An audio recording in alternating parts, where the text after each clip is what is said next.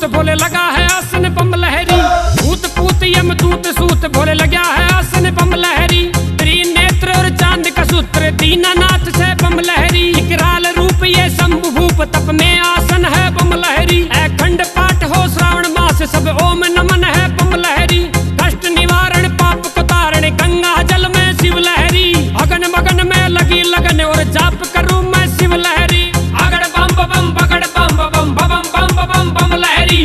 अगड़ बम बम बगड़ बम बम बम बम बम बम लहरी।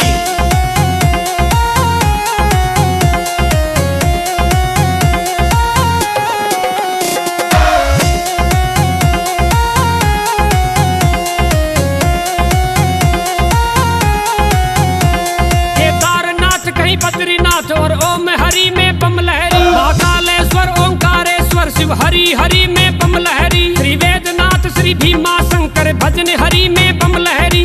अमरनाथ शिव सोमनाथ कैलाश हरि में बम लहरी।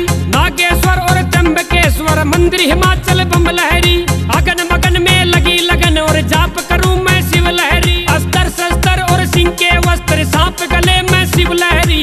अगड़ बम बम बगड़ बम बम बम बम बम लहरी। अगड़ बम बम बगड़ बम बम बम बम बम लहरी।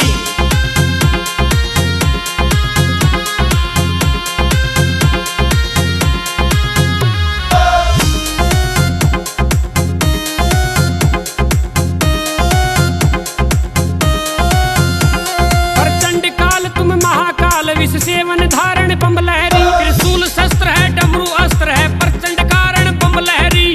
गंग जल मृत्यु मोक्ष फल तेरा नाम उच्चारण बम लहरी। जब साधु संत है लीला करण शंकर शंभु है बम लहरी। मुकेश राइटर जाप करण शिव प्रकट हल में बम लहरी।